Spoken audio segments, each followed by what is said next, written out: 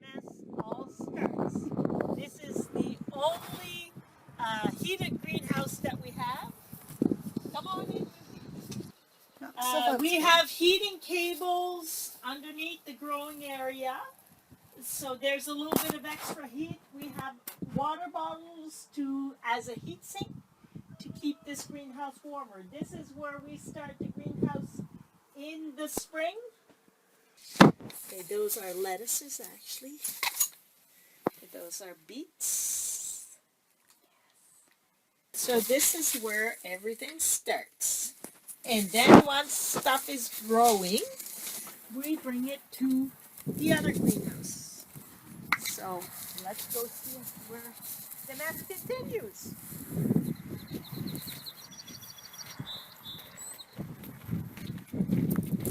And this time of year, we're serenaded by lots of different birds.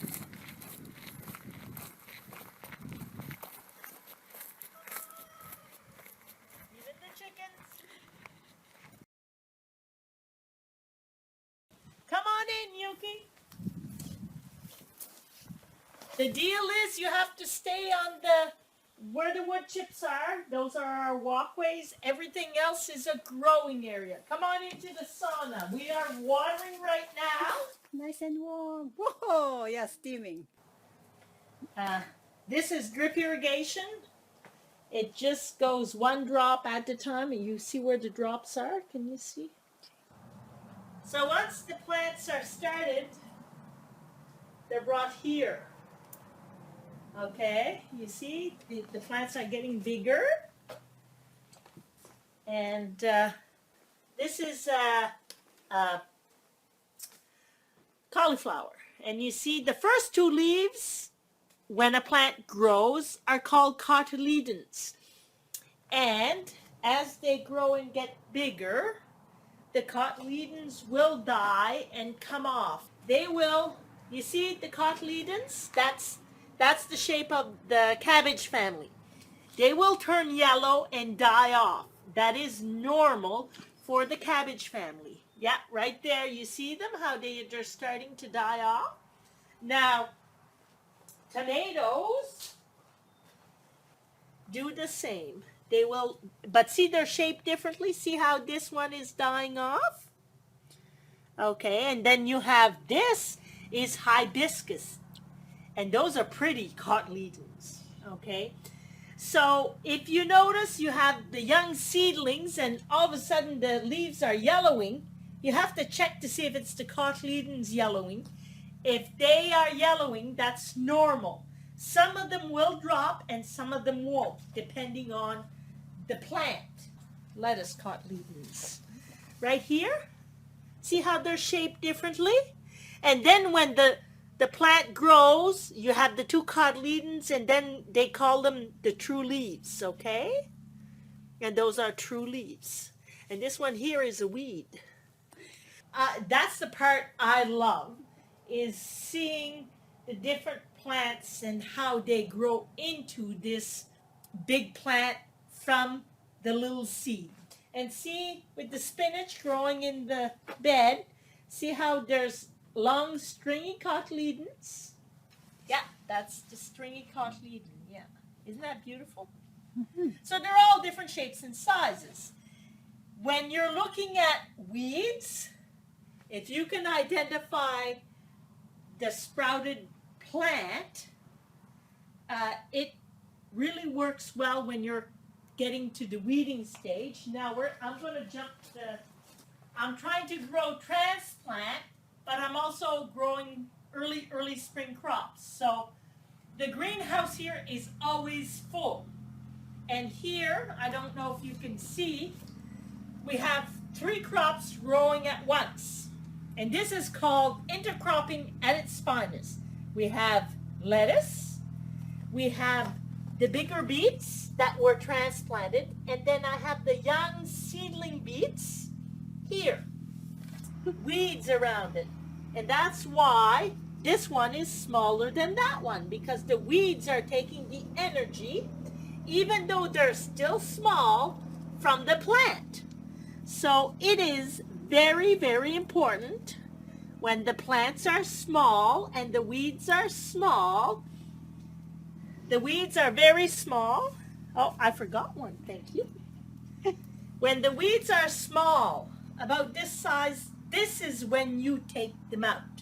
And it's very important to know your plants and your weeds. I've had people come and weed out entire crops because they didn't know what a weed was. Okay, that has happened. Doesn't make the boss very happy. This is what the greenhouse looks like when in the spring. Once we finish growing the greens here, we will convert the greenhouse into summer production.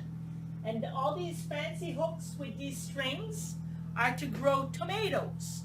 So if you come to the farm in July, this one probably will be tomatoes, if I remember right. This year, because of coronavirus, we have modified and changed our crop plans 4 times. Usually by this time of year, I remember where everything is supposed to go in my head because I've had a chance to memorize my crop plan. I have not had a chance to memorize my crop plan because I've changed it too many times. Now, right behind here is my big blanket. This is what they call a winter house. I grow winter crops without heat. And I have a big blanket that I pull over the crop during the fall and winter. Right beside you, you see I have a little helper here. This is Mrs. Spider. And spiders eat other bugs. So we try not to disturb the spiders. The plug trays that were in the other greenhouse, they're getting bigger. And then we transplant them into cell packs or 3-inch pots.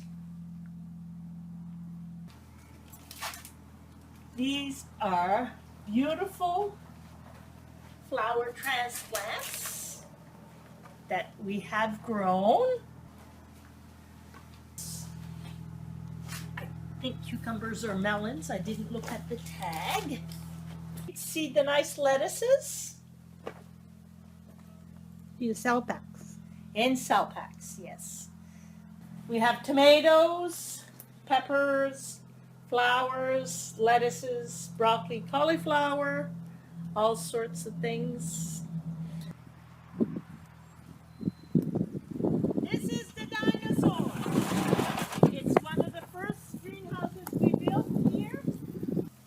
We mulch with the bark chips to help hold water and reduce the weeding.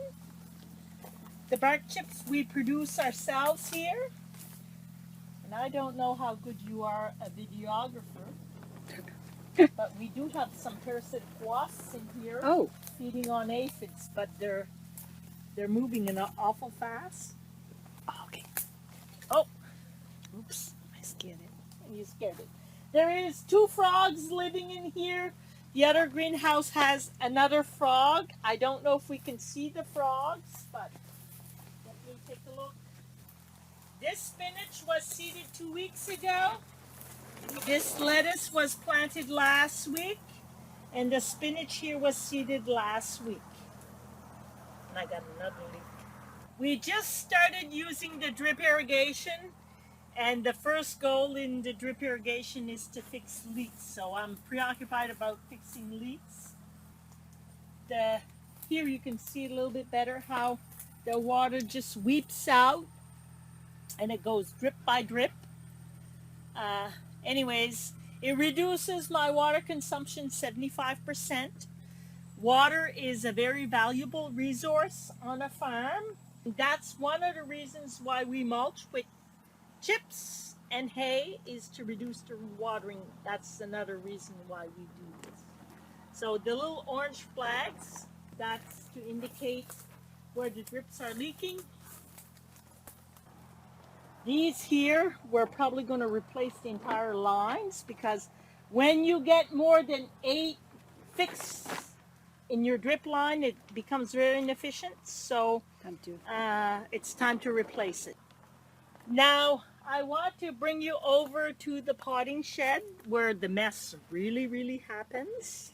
You see the big bags of organic pro-mix. This is a certified organic pro-mix that we use.